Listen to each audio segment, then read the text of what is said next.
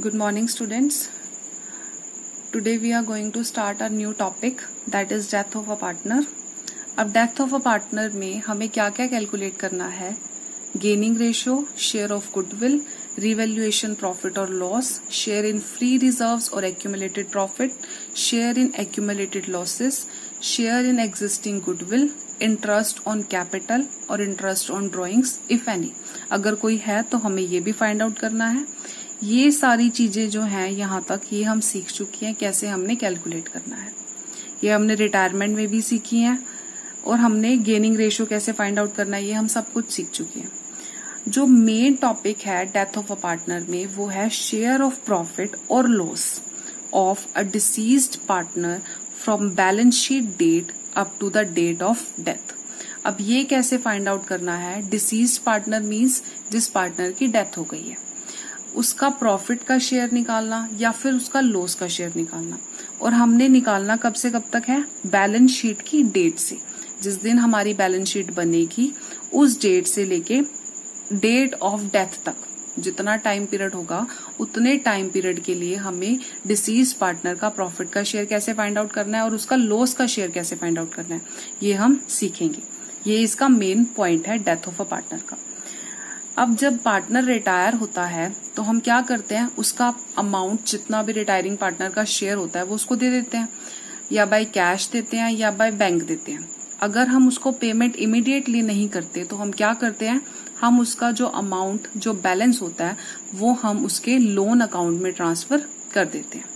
ऐसे ही जो disease partner है उसने भी तो फर्म में काम किया है, उसने भी मेहनत की है, उसने भी एफर्ट्स किए हैं, तो उसके जो एफर्ट्स हैं जितना उसका शेयर होगा वो सारा का सारा उसका अमाउंट उसके एग्जीक्यूटर के अकाउंट में ट्रांसफर कर देंगे.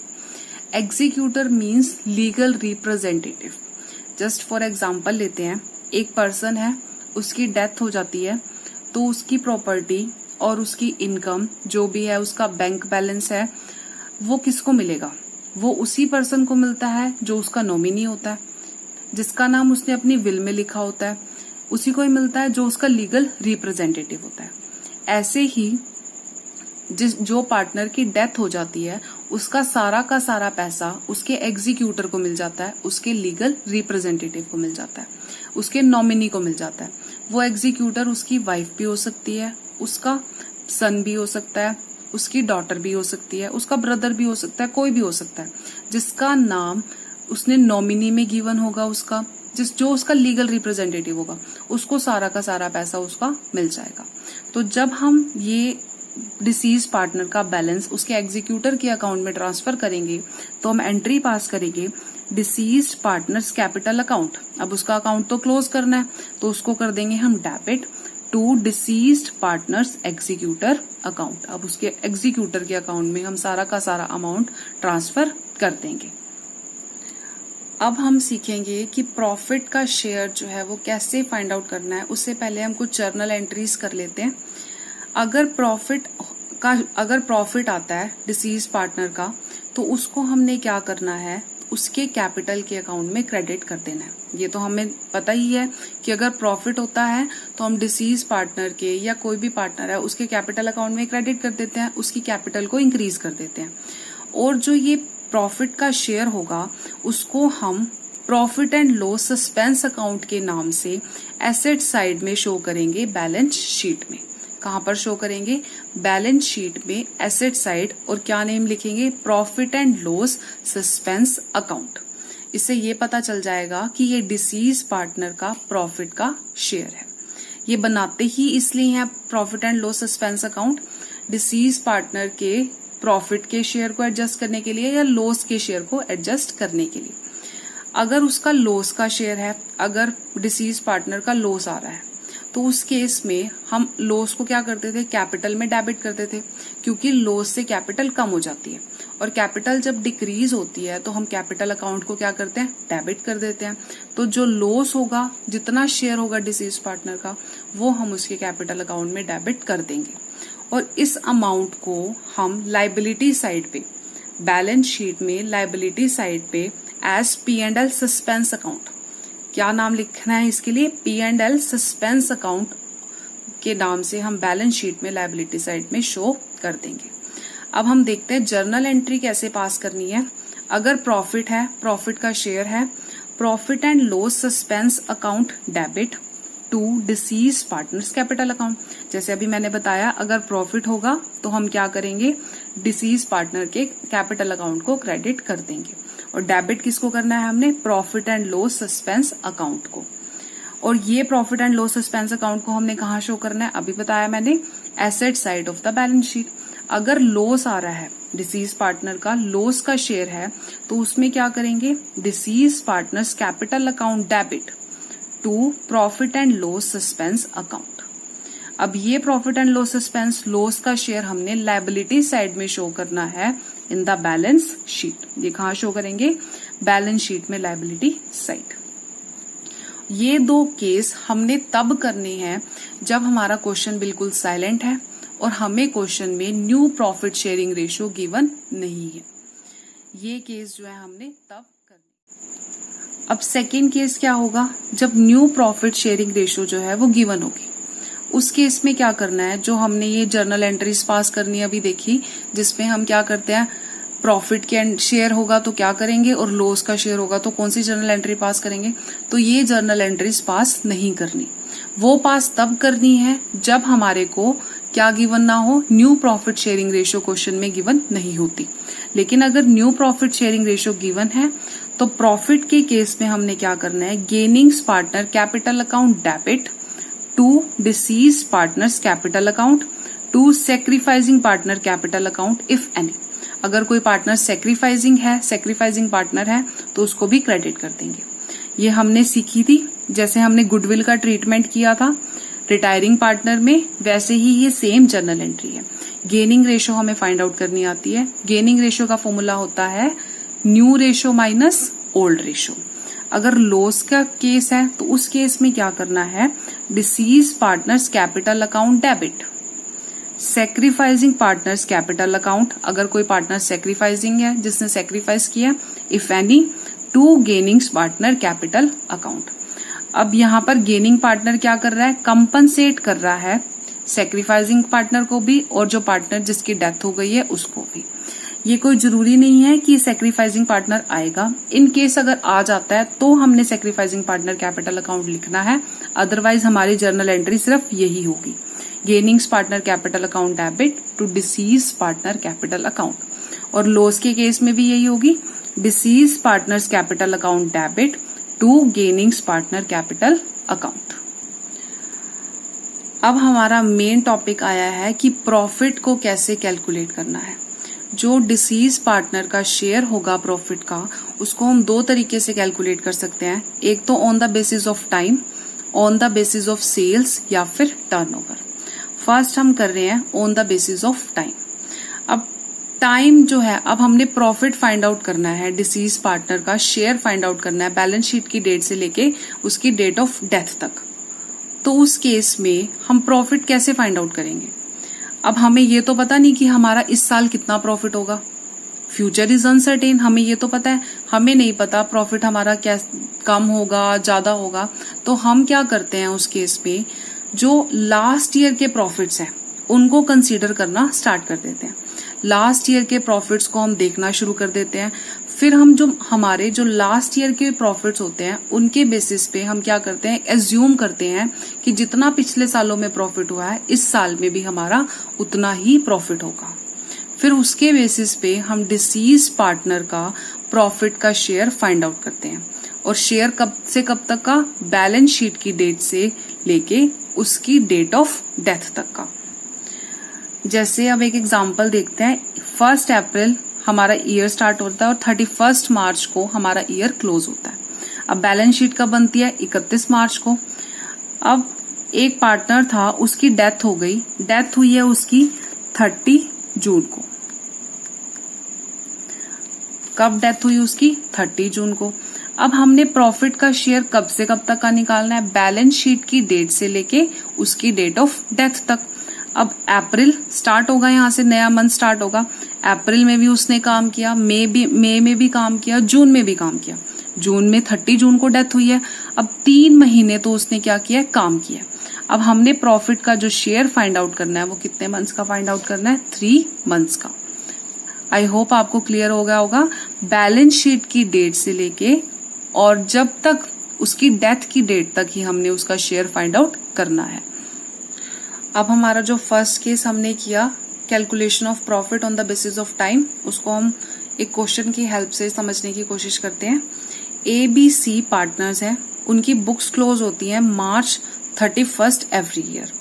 A died on 30 June 2018 and according to the agreement share of profit of deceased partner up to date of death is to be calculated।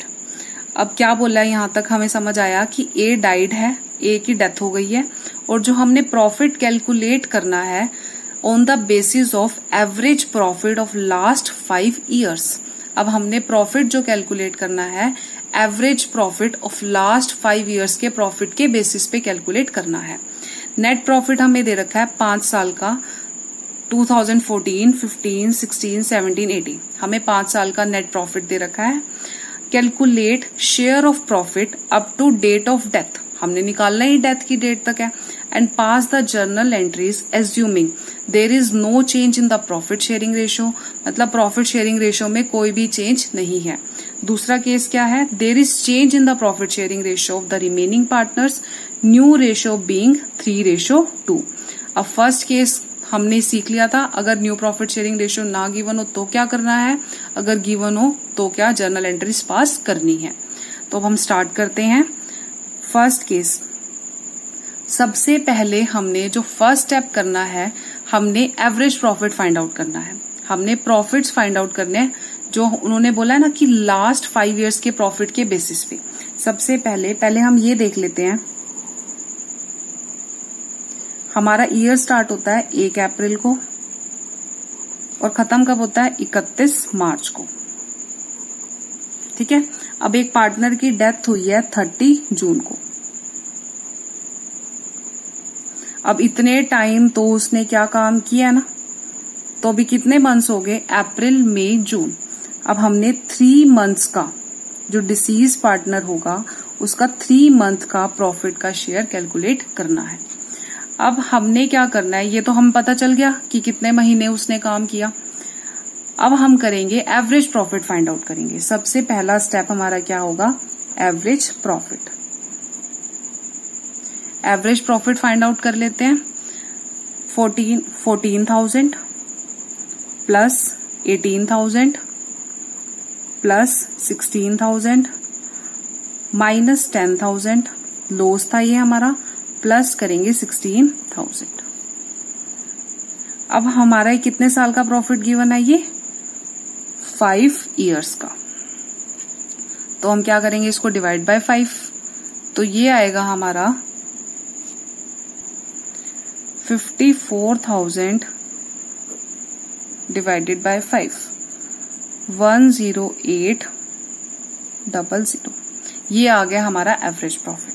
First step जो है वो हमारा कंप्लीट हो गया। अब ये हमें पता चल गया कि पिछले 5 साल का हमारा एवरेज प्रॉफिट ये है, तो हम ये एज्यूम करते हैं कि इस साल भी जो हमारा ये पूरे साल में जो प्रॉफिट होगा वो कितना होगा, 10,800। ये 5 साल में लगातार हमने ये एज्यूम किया है ना, ये हमने फाइंड आउट किया एवरेज प्रॉफिट। ये हमारा 5 ईयर्स का एवरेज प्रॉफिट आया, तो हमें ये एज्यूम कर लिया हमने कि इस साल भी हमारा इतना ही प्रॉफिट होगा। अब ये प्रॉफिट तो हमारा कितने टाइम का है, पूरे साल का। पूरे साल मतलब ये है हमारा 12 मंथ्स का। ठीक है, सबसे पहला स्टेप तो यही है कि हमने इस साल का प्रॉफिट कितना होगा वो हमने ये फाइंड आउट कर लिया। नेक्स्ट स्टेप में हमने क्या करना है, हमने पूरी फर्म का 3 महीने का, क्योंकि 3 महीने तक का निकालना है ना, हमने 3 महीने में ही पार्टनर की डेथ हो गई, तो अब हम ये देखेंगे कि 3 महीने में कितना प्रॉफिट अर्न करेगा। ये तो पूरे साल का प्रॉफिट है हमारी पार्टनरशिप फर्म का, लेकिन हमने फाइंड आउट करना है सिर्फ 3 मंथ्स का, तो हम 3 मंथ्स का जो है प्रॉफिट फाइंड आउट करेंगे। अब हमने फाइंड आउट करना है सेकेंड स्टेप में 3 मंथ्स प्रॉफिट। अब 3 मंथ कब से कब तक, 1 अप्रैल से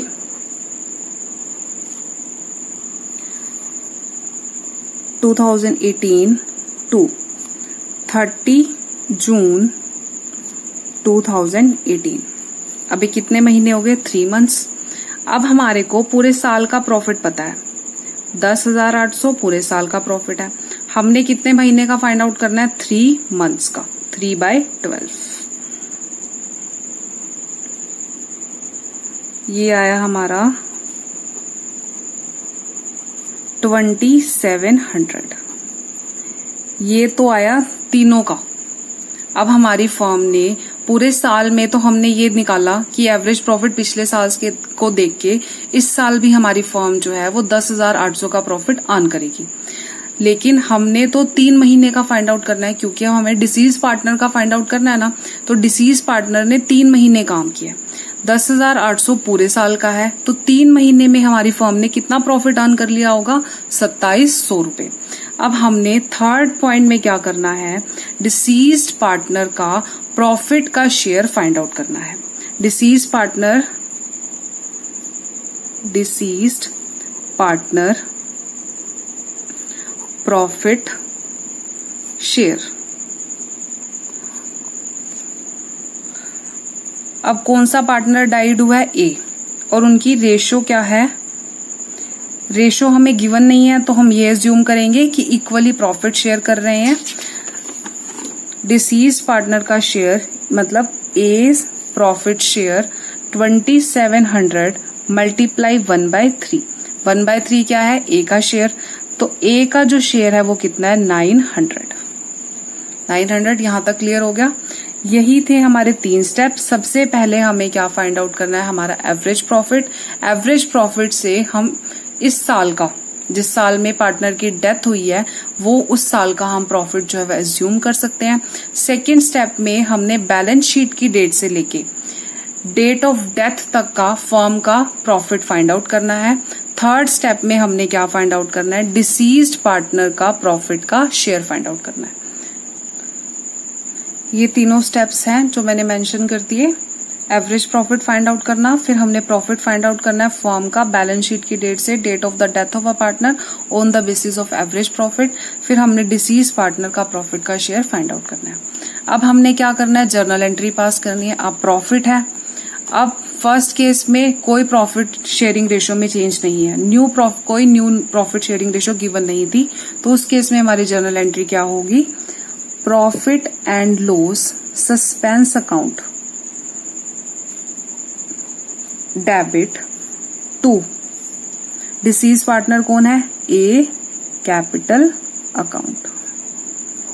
कितना प्रॉफिट का शेयर हमने निकाल लिया? 900। ये हमारी जर्नल एंट्री हो गई। ये था हमारा फर्स्ट केस। ये जो तीनों थे, हमने 3 स्टेप्स किए, ये हमारा वर्किंग नोट था। अब हमने करना है सेकेंड केस।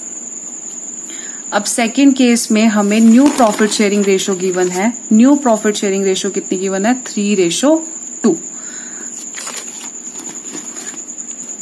अब ओल्ड रेशो हमारे को गिवन है, कुछ गिवन नहीं थी, तो हमने यही एज्यूम कर लिया कि इक्वल शेयर कर रहे हैं।